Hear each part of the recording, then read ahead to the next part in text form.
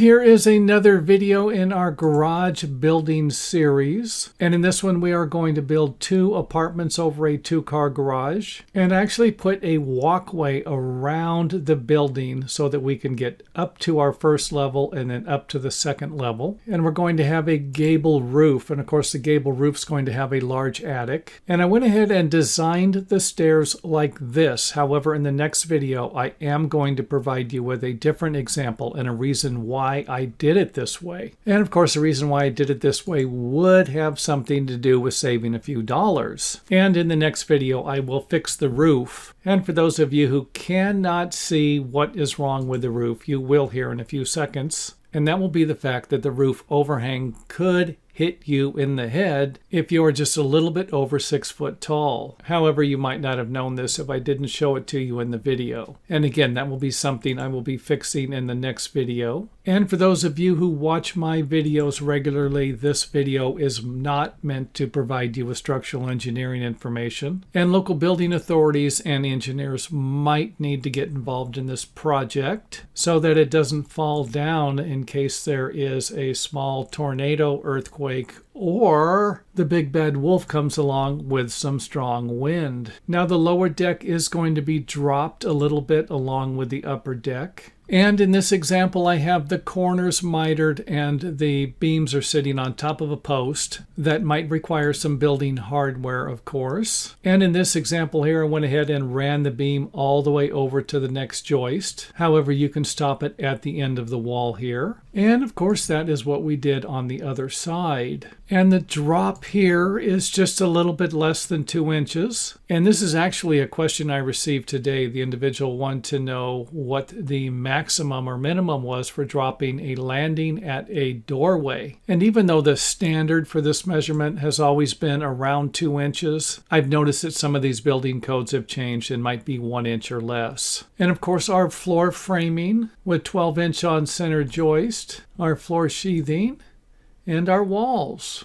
And in the first apartment we will come into a living room. We'll have a bathroom, a kitchen, closet, and a bedroom. And let's go ahead and take a quick tour of this. And I've actually made a video on this one already as one apartment over a garage. You can always check that one out. And I have already done the plumbing for this one also. So make sure that you check those videos out, and they should be on our playlist and can be found at our website by clicking on the garage link.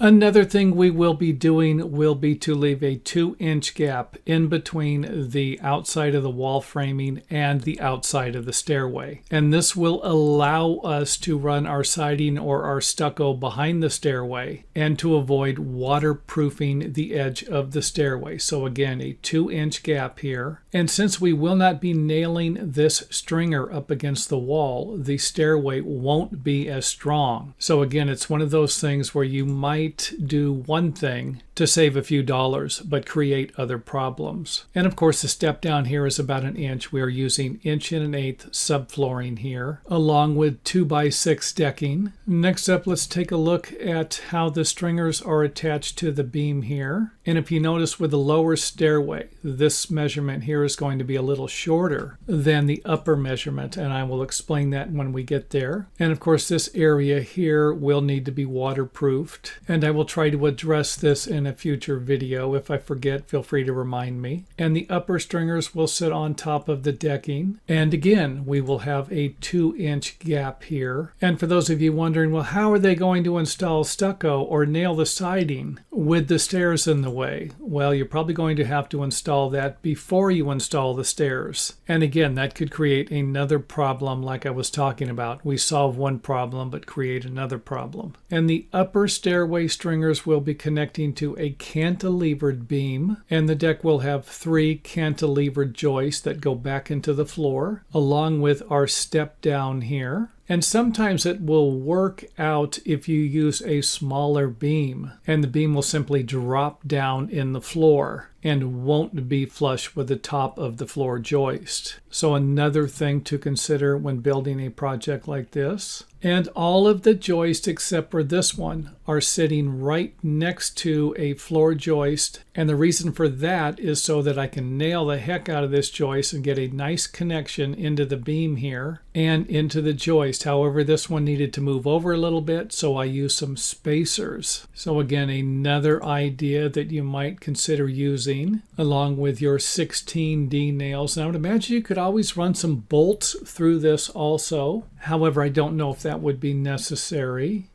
Another view of the drop down or the notch in the beams and the joist. And in order to have the beam next to this joist here, I needed to extend the upper section of the stringer here and had to make it about 2 inches longer. Otherwise, the beam would have been over a little bit and I wouldn't have been able to nail it into the floor joist. Next up, let's go ahead and take a look at the blocking here. And we're using the blocks here instead of a doubler. So usually a double joist is required underneath any walls that run parallel to the joist. However, in some cases you can install blocks, and something like this might save you a few dollars. Next up, let's go ahead and install our walls without the sheathing so that you can get a better understanding of why we're installing the blocks. And of course, the blocks are going to help to support these walls, whether they are load-bearing or non-load-bearing. And there's no need to install blocks with the walls that run perpendicular to the joist because they are going to be sitting on top of the joist, where a wall that is parallel to it might not be. Next up, let's go ahead and install our floor sheathing.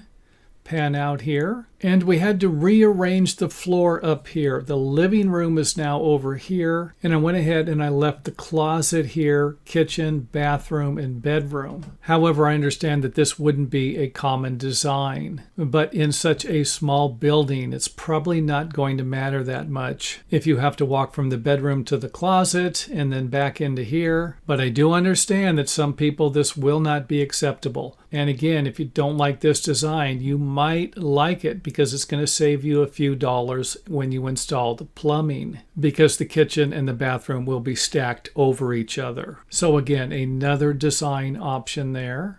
And let's go ahead and take a tour of the upper apartment. And our bathroom window, I went ahead and designed this one a little different than the one below also, or should I say the framing on those. Next up, let's install the ceiling joist with our crawl space access hole and our roof rafters. And if you're looking for more information about the roof rafters, you will find it in the video that I already made.